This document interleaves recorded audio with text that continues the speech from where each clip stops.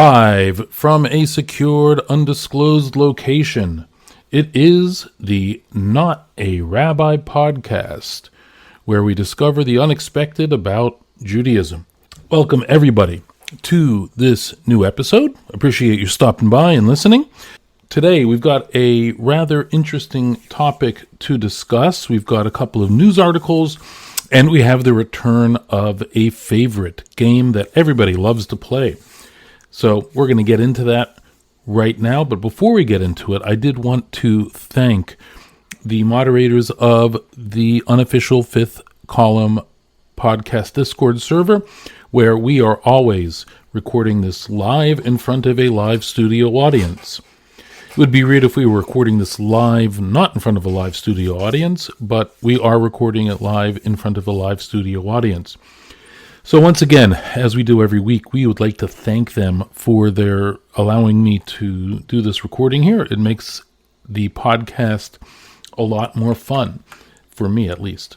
I don't know about for everybody else. I can't speak for you guys, but that's how I like to see things.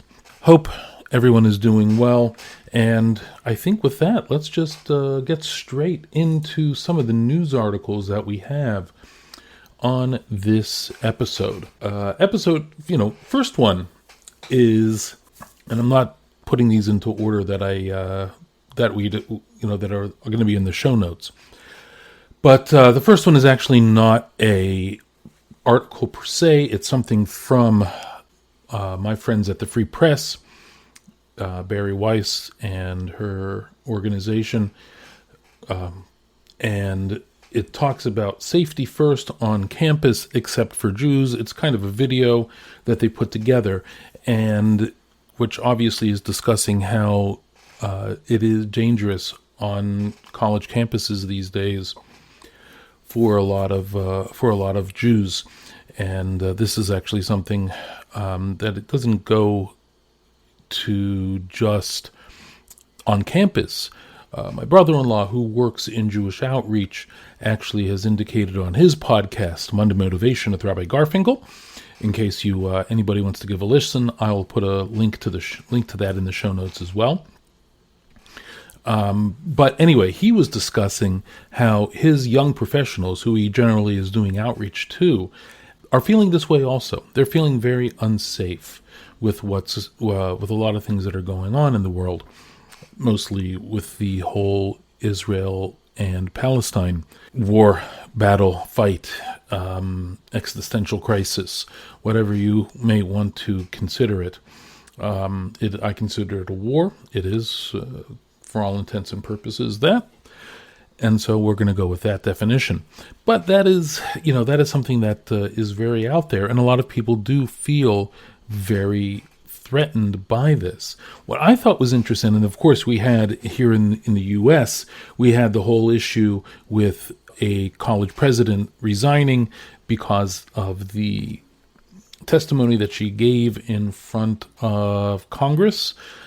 I want to say it was the House of Representatives, although to be fair, I was not paying any attention to that. So it may be maybe the Senate. I don't know. So that was one thing that we, that there is. And of course, we had the whole hullabaloo with the president at Harvard now as well. And with her, not resigning and her potential plagiarism accusations that there have been against her. It's quite a mess. Not a good time to be a high-end Ivy League university president right now. I would say, based on everything that's going on. However, there is another side of things, which is really, really fascinating. And this was an article that I found from the Five Towns Jewish Times.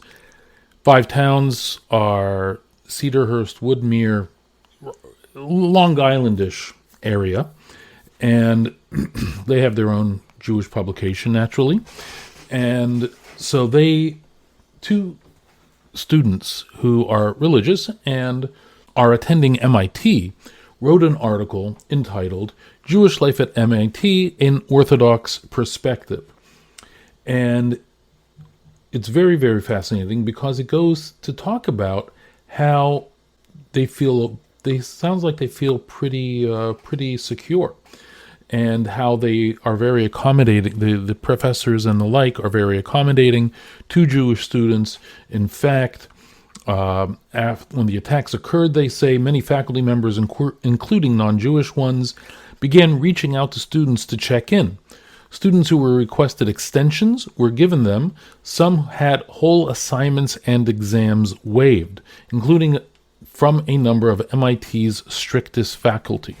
So I thought that this was an interesting juxtaposition, where we have on one side, we have publications, the press, talking about how dangerous it is for Jews on campus. And by the way, I don't mean to mitigate the potential danger that there could be on campus, because we've seen situations where it has been absolutely horrid.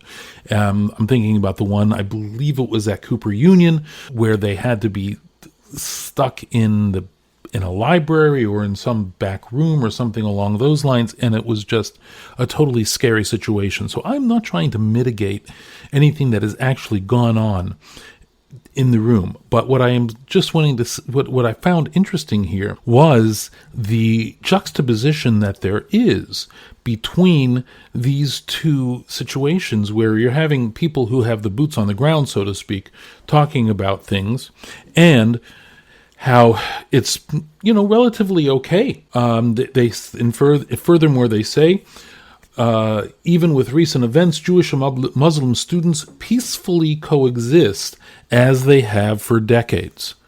So, and then on the other hand, we have these media reports talking about how horrible things are on campus for these Jews that are in the Ivy League schools. So I don't know what to say about it, other than I found this a very striking juxtaposition between 2 points of view here, where we have on one side, we have the media saying it is horrible and dangerous and you can't walk out being a Jew.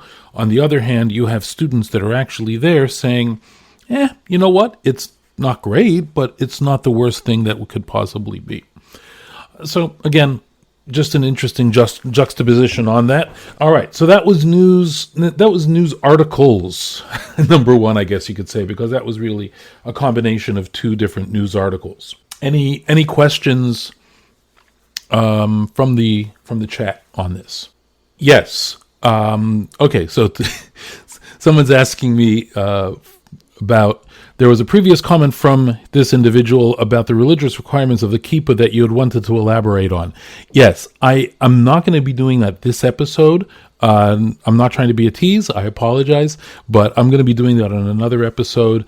I want to touch on that, and I want to give it some really quality time, I guess you could say, and probably either the next episode or the episode following that, I'm going to be doing that. I have 2 episodes that I'm looking at doing, so I will be doing that.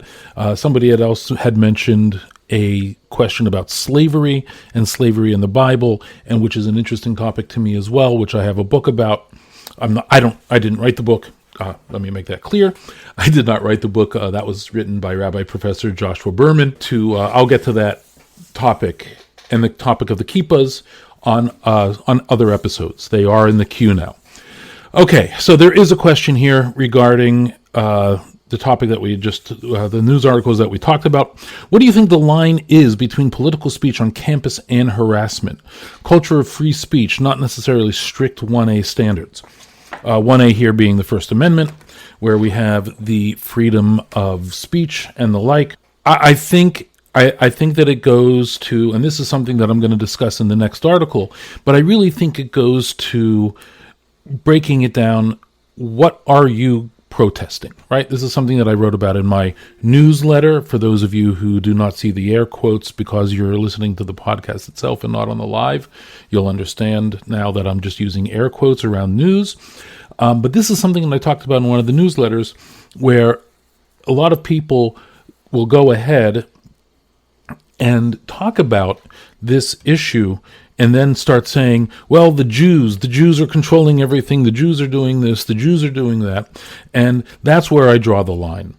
If you want to go ahead and say Israel shouldn't be, we need to protest Israel, I think that that's fair. And I have no problem with that whatsoever. However, when you go ahead and you start talking about Jews writ large, then there's the problem. Then you have your problem.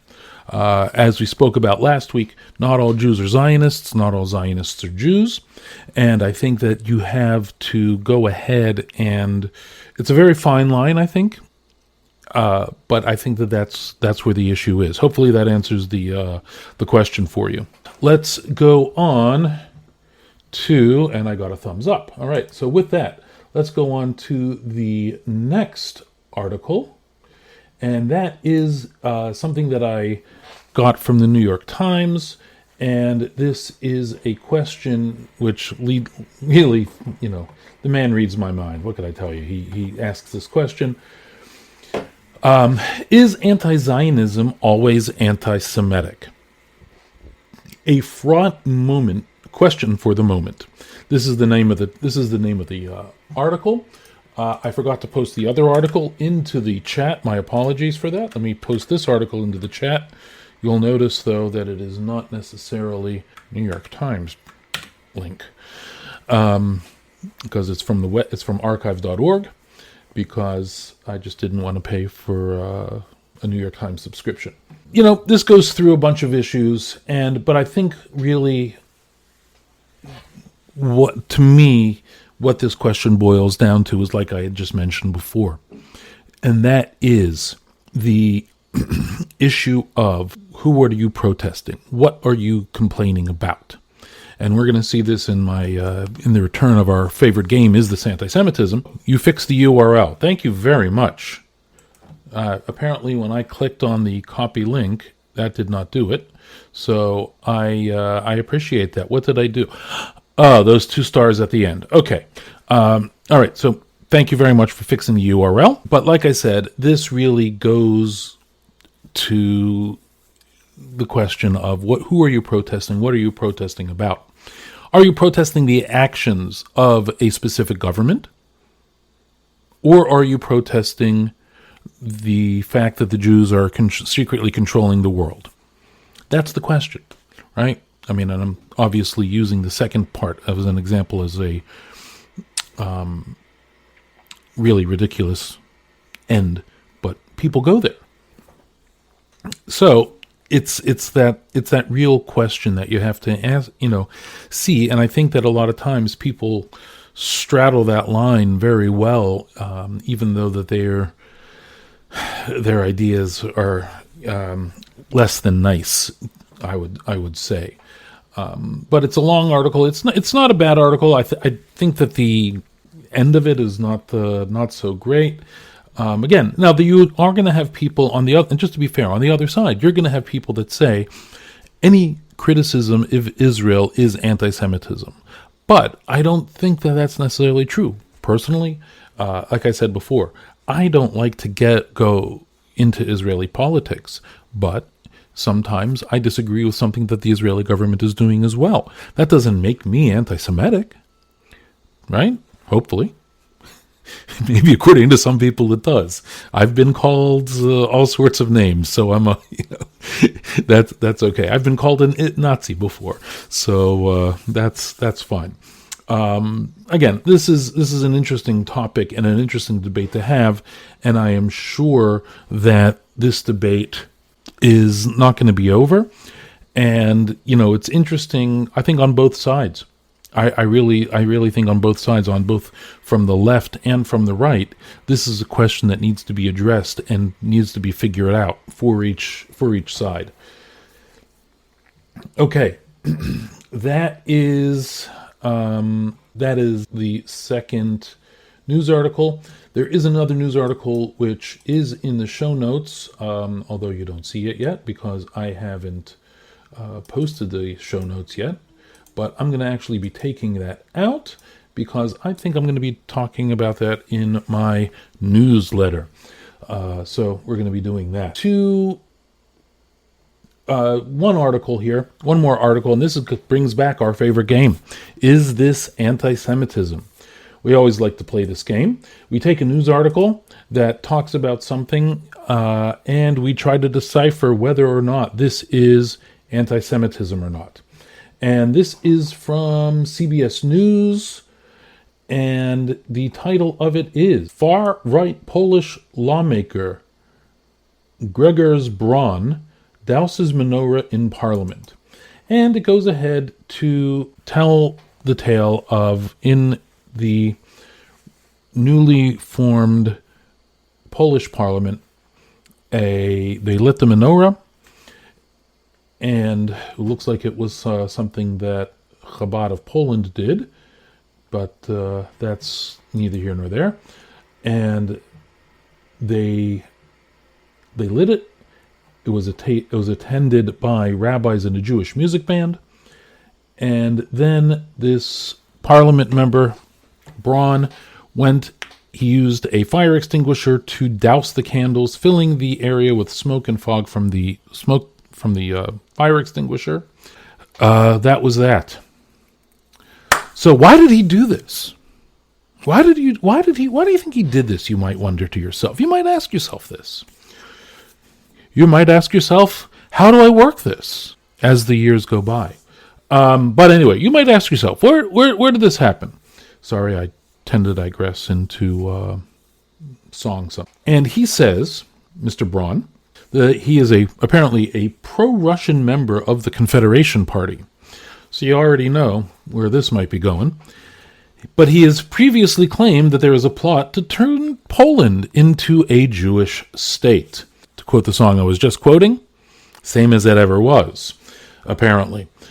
This is how things go. I'll just say Poland has not necessarily been a great friend of, up and through World War II, Poland has never been a great friend of Jews. And this certainly unfortunate incident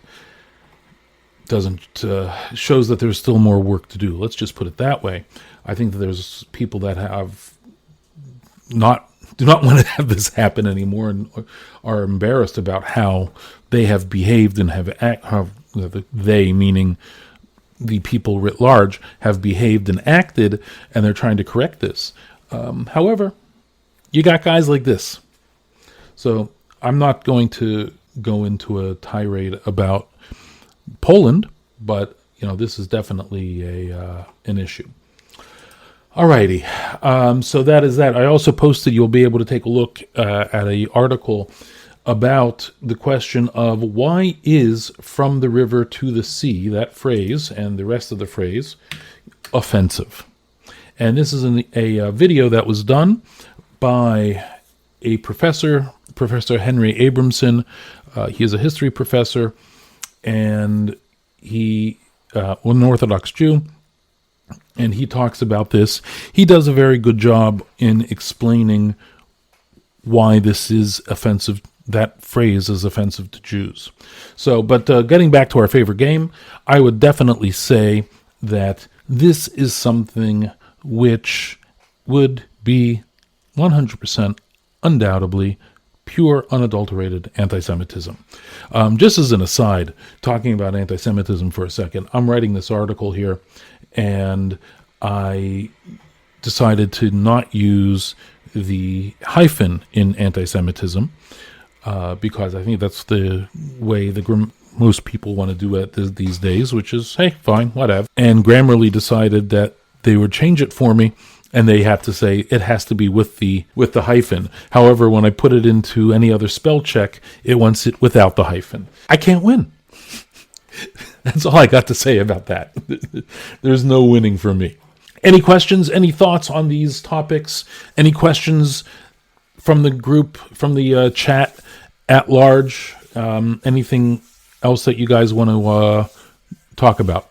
Okay, so with that, we are going to roll along here on looks like a what might be a relatively shorter show than usual, but which is fine.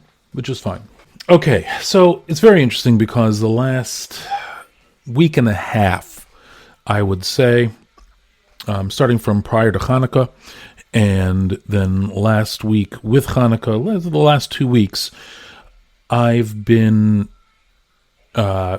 had 3 weddings to go to, which is very nice. No complaints about that part. Always nice to see people getting married. And I was thinking or looking around, trying to figure out what to do for a topic this week. My wonderful wife, Malki, had complained that I was talking about Israel too much for someone that doesn't like to talk about Israel. Fair comment, fair criticism. Malki, if you are listening to the podcast, hello, how are you? Nice to you're listening today. Thank you. One of the individuals, I had 2 from one of the schools that I work at, and then a third from somebody who I knew for 2 months, worked with him in a summer day camp, and he invited me to his wedding, which was, again, a very nice thing for him to do, have some random guy that he knew for 2 months come to the wedding. It was a very, very nice invitation. My teaching assistant came back. She was one of the people that got married, and I said, you know what? I think that this is a good topic. I had been asking some people what they thought for topics. I actually asked my wife Friday night what she thought I should do for a topic. So I said, you know what, we're going to go with this. We're going to go with this wedding topic, because I don't know how many people have seen or know what goes on at a Jewish wedding, aside from what you may see partially on a television or a movie show. Television show or a movie. Movie show is kind of redundant, I guess. It's repetitively redundant. And therefore I wanted to get into that and kind of discuss at a higher level regarding the marriage ceremony, the wedding ceremony itself, because it's it's full of fascinating things. There are a couple of variations that happen based on the community that you may be part of. So, we'll try to get into that a little bit, because I've experienced that now, specifically the last 3 weddings that I was invited to. I was also invited. I was not invited, but I also had to go to a funeral this pretty recently. So I guess that's 3 weddings and a funeral. I'm not going to use that as the topic for the podcast. As not the topic, but the title for the podcast, though. I don't want to incur the wrath of Hugh Grant, I guess. What goes on at a wedding ceremony? What is the wedding ceremony about? Right? So the first thing that we need to talk about is, what are the participants? Who are the participants of this wedding ceremony? And really, all you need are a man and a woman. You need a man and a woman for the ceremony. The Bible specifically says when a man marries a woman. So that is that biblical commandment. Those of you who are more of a libertarian bend will be happy to know there is no state needed. There is nothing needed. There isn't even a rabbi needed for this wedding. If you are so inclined, you could just go up to a person and say, man walks up to a woman and says, well, with this ring, let's get married. And she takes the ring. That's it. There is a part of a marriage ceremony that has already happened. She cannot marry anybody else, and he cannot marry anybody else, and the like. That goes, there you go. Nice and done, right? No red tape. It's a strict contract between 2 individuals. That's all it is. That's all that's all a wedding is. Or that's all a marriage is, I should say. It's a contract between 2 individuals, which we'll try to put a pin on in a little bit. Okay, so now the wedding actually, our modern day weddings, have 2 parts to them. And there is a part called the Kiddushin, and then there is the part called the Nisuin. And they used to be done in Talmudic times. They used to be done in 2 separate, distinct parts, generally around a year apart. The Kiddushin was when the man gave the ring or gave gave some money to a woman, saying, "We are getting married with this," and that's that. A year later, or roughly a year later, the other part of it would go into effect, and they needed time to get their wedding, get everything taken care of, which is why they went ahead and they did it like that. You get the party, the caterer, you got to get the wedding planner, you know how it goes, right? Okay, so nowadays we actually do it at this roughly the same time. It's just within the same time frame, less, decidedly less than a year apart. Now, right. So, and the Nisuin is when there are 7 blessings that go into this as well, and that is kind of the finalization of it. There you go. Wedding. Now, like I said before, there's, technically no rabbi, no witnesses even are required for a Jewish religious wedding ceremony. You just have to have the man and the woman, and there you go. That's all you really need.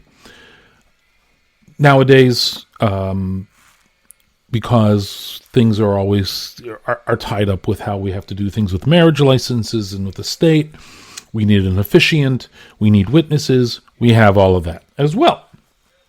But for the strict, letter of the law, I guess you could say, you really don't even need that. In fact, you could conduct a Kedushin ceremony, and Kedushin, just as a tangent here, Kedushin is the word kadosh, which means holy. So you're basically making each other holy to each other, so nobody else is able to go ahead and, be involved, I guess you could say. So that's that. Now, also tangential, right? So you could actually perform a Kedushin with 3 different methods. I'm not going to really talk about the other 2 methods. We're just going to talk about what goes on in a modern Jewish wedding, because that's really where the focus is. And what we see is we'll generally use a gold band. A gold band is the best thing that would be able to be used for a wedding, for the man to give that to the wife. We'll get into men wearing wedding rings. Hopefully I'll try to remember about that. If not, please somebody remind me. And anyway, we got the wedding band. It's gold, and it's no etchings, no nothing. It is just a gold wedding band. The reason for this is that we have to make sure that it is clearly within the value that it needs to be for the Kedushin to happen. So, and that's why we actually then have the rabbi there who goes ahead and asks the witnesses, do you see the ring? Do you see the bride? Do you see the groom? Is it worth the monetary value, which is really a negligible amount, but we say yes, clearly that value. And then what goes on is that the man says the magic words that we are wed according to Moses and Israel. The Hebrew phrase is Harei at Mekudeshet li Kedat Moshe v'Yisrael. Okay, there we go. Congratulations, there was just a half of the wedding that happened. Now what the us Ashkenormatives do, I guess you could say, is that we will go ahead and kind of take a pause, and we will go ahead and discuss and have the marriage contract actually read. Crazy, right? So we have that. We have the marriage contract wed. That's and we go through, and it talks about how the husband has specific rights that he must provide to his new wife. This includes making sure that they have clothing, making sure that they have food, and other things that go on. But these are all things that happen at the let me start that again. These are all things that go on during the marriage contract. This is what is said in the marriage contract. There is Also, at the if an issue of if they get divorced, how much is there on a divorce situation. So there's a lot of things that go on with this marriage contract. It's fascinating, and I'm going to have a couple of links up in the show notes to go walk you through that. Right. So once you have this kiddushin, you then have the second part, which is the nisuin, which basically is the husband and wife uniting under one roof for the marriage. And with that, there are, like I had mentioned before, there's a blessing on wine. There is then there are 7 blessings that are said about for the marriage, and the bride, the groom places the wedding ring on the finger of the bride, like we had mentioned before, and that is that. Right at the end of the wedding, what happens is that at the end of these 2 ceremonies, we go ahead and we say that we should not forget Jerusalem. Specifically, we should not forget the temple and Jerusalem specifically. And there's when we got married, when my wife and I got married 30 years ago, it was just us breaking a glass. Everybody knew what it symbolized, and we moved on. Nowadays, it's a lot more of a production. Let's put it that way. I mean, there's a lot of singing, and then the bride and the groom say it also. They say, I should not forget Jerusalem. And if I do, there's a psalm that talks about that. Matisyahu actually had a song called Jerusalem, If I Forget You, which is based on that psalm as well. And then the glass is broken, and the wedding is, they are now married. That's basically it in a nutshell. Not, I think I've probably forgotten several things. I probably did, because I'm scattershot that way. After that, the bride and the groom actually will go seclude themselves for a little bit, where they break their fast because they had been fasting. Generally, they fast that day, and they're hungry, because who isn't after fasting an entire day? And then they will come out and join. They'll first take a bunch of pictures together, because they weren't able to take any pictures, and family pictures, blah, blah, blah, blah, blah, all that stuff. And then they go ahead and they join everybody, and there's lots of dancing and celebration that goes on. So that's a Jewish wedding ceremony in the nutshell, I guess you could say. Any questions from anybody? Oh yeah, and let me say, if you do have any questions that were not addressed during the podcast, please do not forget that you are able to comment on the Substack page and on the post specifically, so that we can keep the conversation going. Always happy to address any comments or questions that happen post show. Very, very happy to do that. That's one of the reasons I decided to go with Substack in general, is because I wanted to make sure that there was this ability to do questions and have a comment feature on the pages. So we've got somebody come in chat typing in something here. No pressure. Be a little bit. So the question is, do couples ever play around with the wedding vows?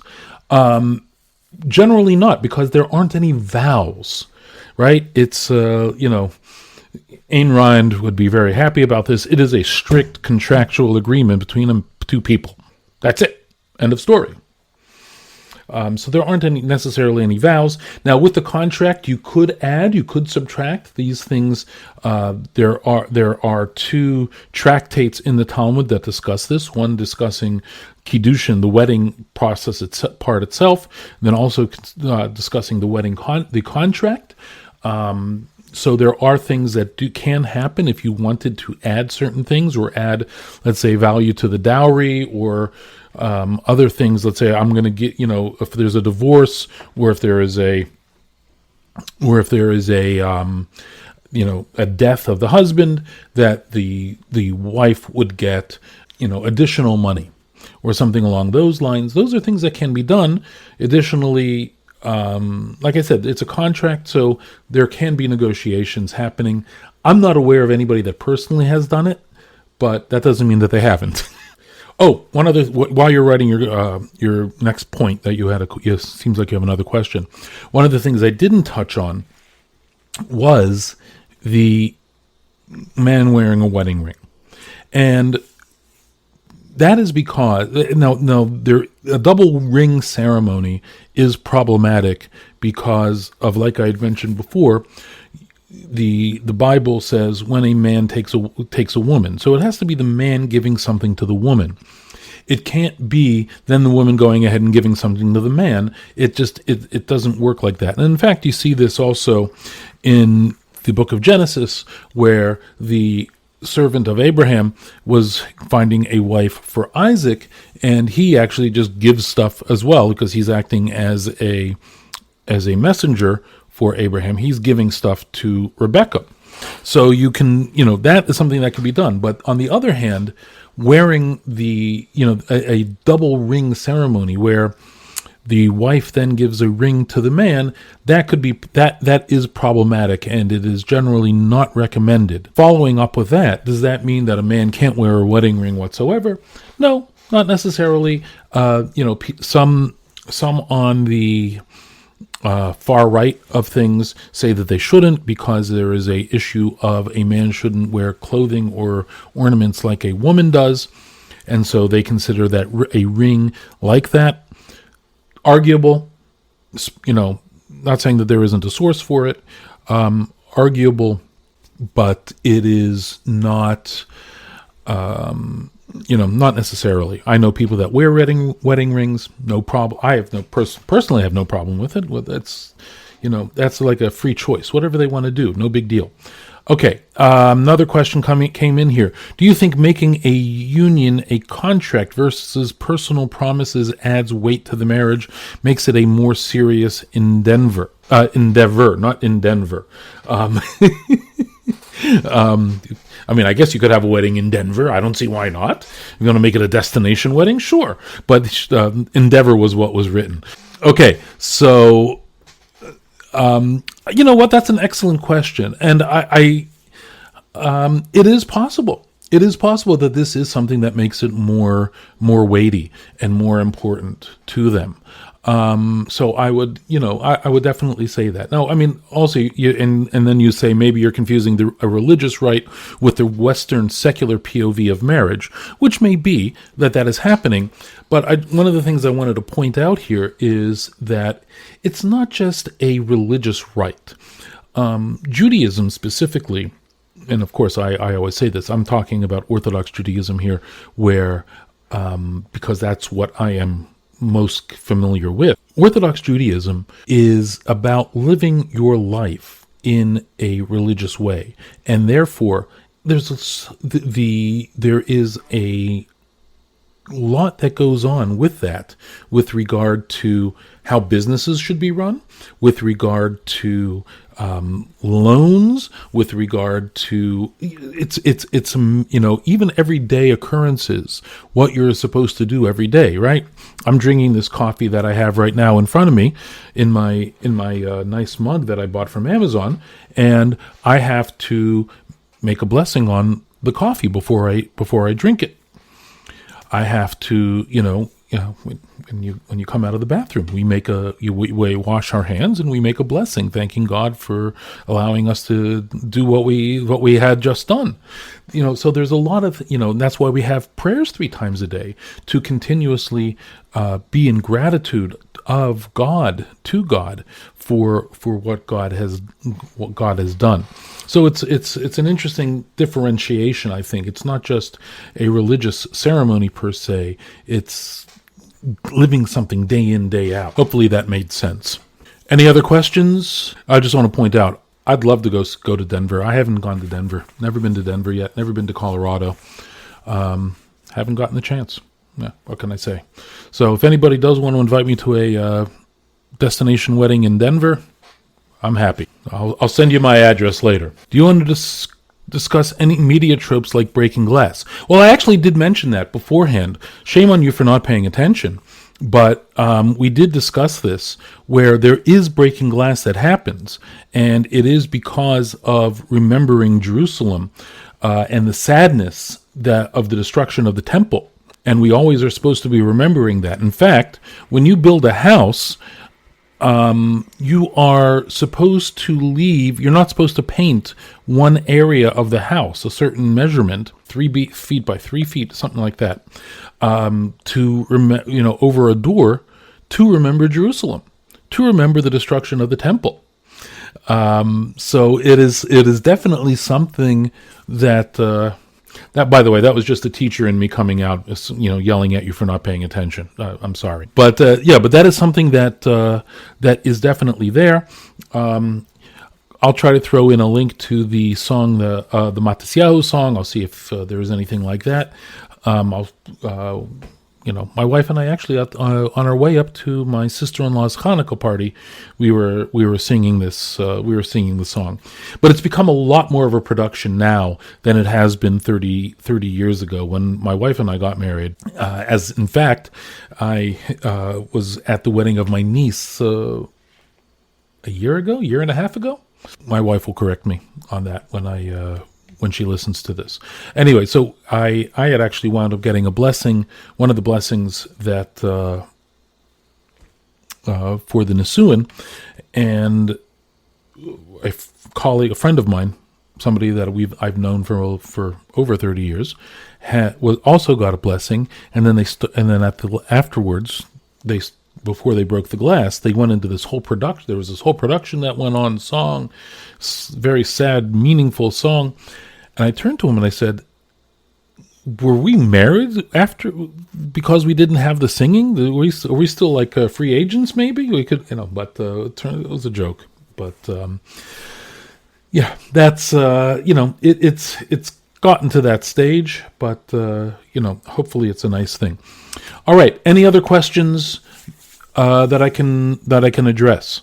All right. So with that, I'd like to thank you all for joining me today on the Not a Rabbi podcast.